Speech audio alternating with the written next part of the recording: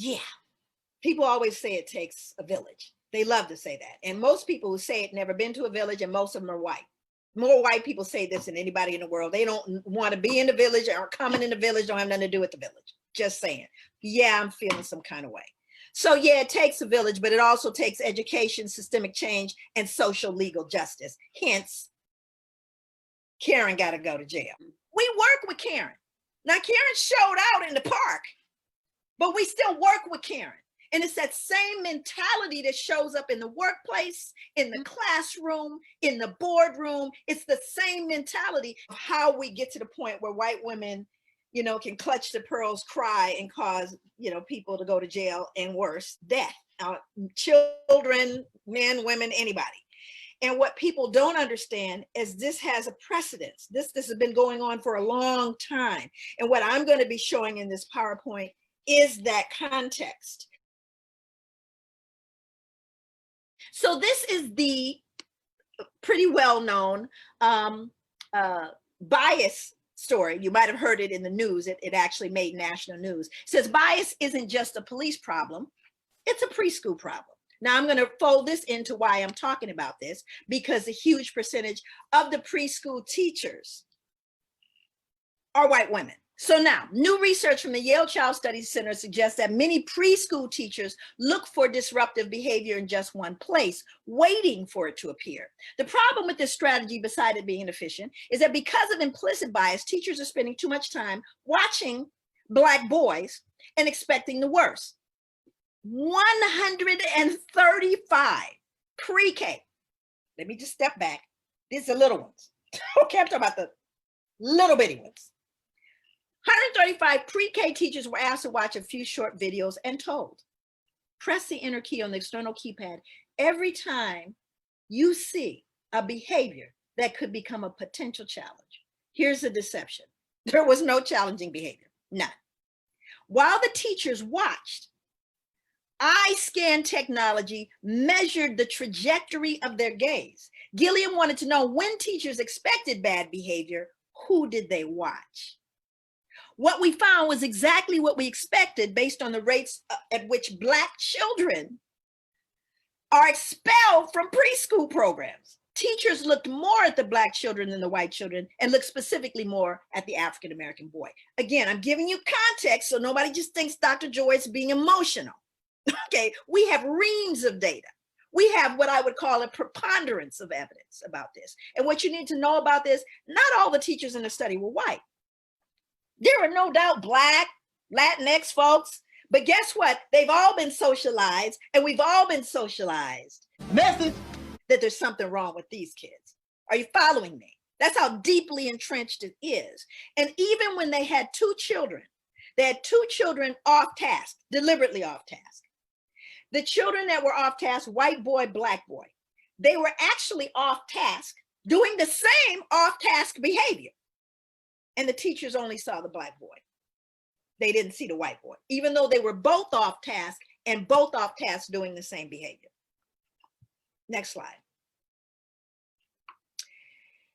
Yeah, people always say it takes a village. They love to say that. And most people who say it never been to a village, and most of them are white.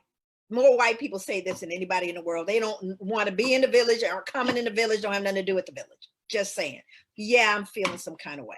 So yeah, it takes a village, but it also takes education, systemic change, and social legal justice. Hence, Karen got to go to jail. Next slide. I love this statement because I remember reading it many, many years ago. Steps to healing, embracing, and again, our humanity. Because I want to leave us with some stuff that we can do. The most exciting breakthroughs of the 21st century will occur not because of the technology, but because of an expanding concept of what it means to be human. And we have lost sight of our humanity. Next slide. Love this, one of my favorite quotes. We need more light about each other. Light creates understanding, understanding creates love, love creates patience, and patience creates unity. I'm for truth no matter who tells it. I'm for justice no matter who it is for or against. I am a human being first and foremost. And as such, I am for whoever and whatever benefits humanity as a whole. Who wrote that? That would be Malcolm X. Message. Adjusted. Next slide. So in the relationship approach, people of color are faced with 4 questions when encountering American institutions. One, am I being accepted or tolerated? I teach Black people to assume you're being tolerated. Just assume it, because we're relationship-based people. We want to be accepted, and then we get our feelings hurt. I say, okay, just make an assumption you're being tolerated. If you end up being accepted, now that's gravy, great. When do I confront or simply let things go? Because we could be fighting all day, right, B? You got to choose your battles, because you could be fighting all day. How do I distinguish those from those who are sincere and can be trusted from those who would cause me harm? We're talking about white people and inequity. And what is my locus of control? This is what we train and we work with, buttressing folks so they can navigate environments where they may not be liked, which is often the situation. Steps to healing. Tell the truth. It is a foundation for health. Know yourself, our history, and your personal legacy. Tell your story, preserve memories for those to come, writing our own narratives. Look beyond healing, seek to be healthy. Build esteem, healthy and accurate, not high or low.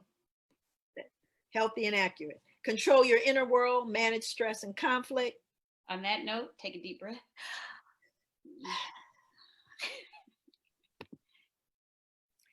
Racial socialization, cultural preparation for the future. And again, we got to lean into this. We need to be deliberately helping our children of color navigate as they are.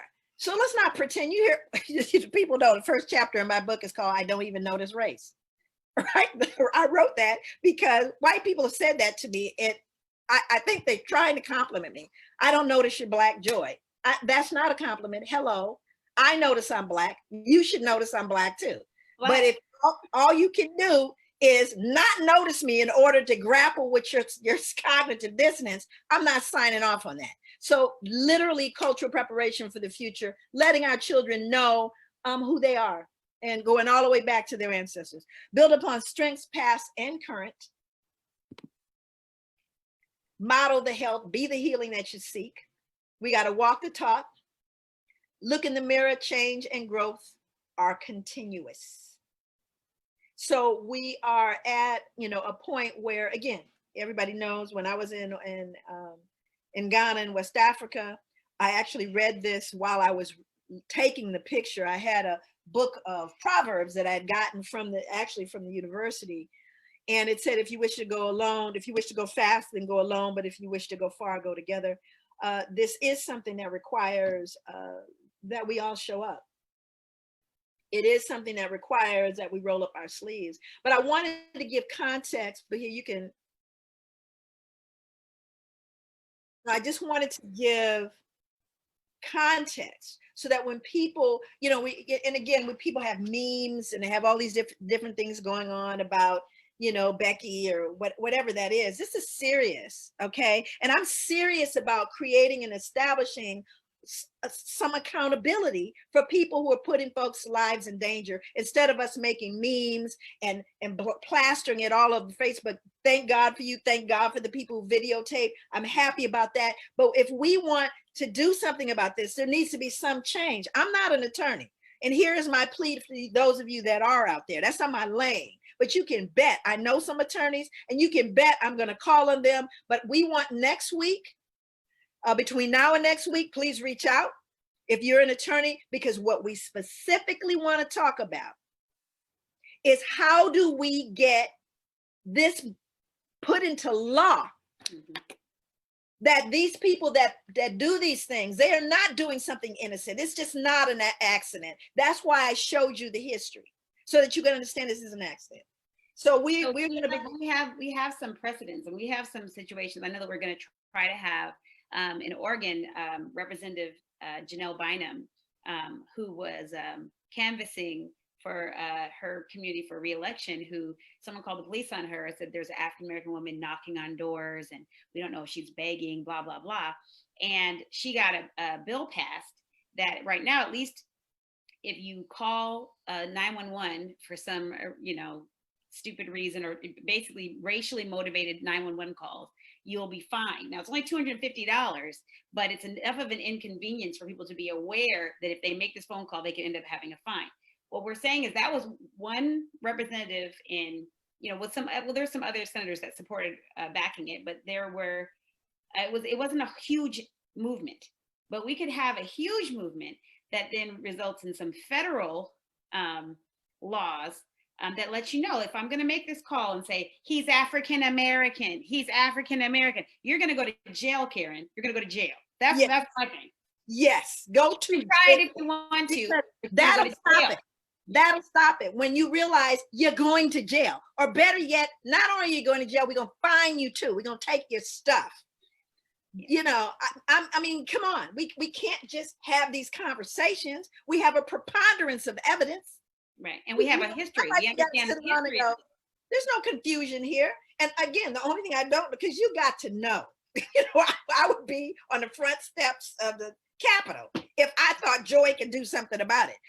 Again, not my lane. I'm not stopping. Don't think I'm gonna put this down. I will learn what needs to be done. But we can't. So here, as far as I know, you can't jog while you're Black. You can't watch birds while you're Black. You can't go to the store for Skittles. You can't play with a toy gun if you're Black. You can't barbecue outside. You can't drive while you're Black. You can't sit at the counter at Starbucks while you're Black. You can't sell water if you're Black. Yeah. You can't play your music loud if you're Black. I mean, but the bird watching. You can't watch the birds. You can't watch. You doesn't even do anything to the birds, but you can't watch the birds. But again, the issue there was this brother is a Harvard, he's a Harvard man. So she picked the wrong one. But aside from that, did you see who she was? Did you understand the position she holds? So what my husband wanted me to bring into this conversation is we work with Karen. Now, Karen showed out in the park, but we still work with Karen. And it's that same mentality that shows up in the workplace, in the classroom, in the boardroom. It's the same mentality. And I'm going, why do we have any, because part of it is we're underestimating the inherent sense of superiority and racism. I think that if we don't underestimate that, if the average Karen who's a do-gooder, who thinks, I voted for Barack, I'm a good white person, if that Karen does not decide I'm going to be anti-racist, I'm just not a racist person. I'm going to be actively anti-racist, which means that every decision that I make, I'm going to be checking it through an anti-racist lens. Because I've had experiences with the best, most well-intentioned white women ever. Really want to see equity at the finish line, so long as they can wake up and see equity happen. They don't want to have to live through the process that it's going to take and the personal transformation that's going to be required for them to get to that finish line. They just want to be at the end clapping and hugging, right? They want the photo op at the end, kumbaya. Message.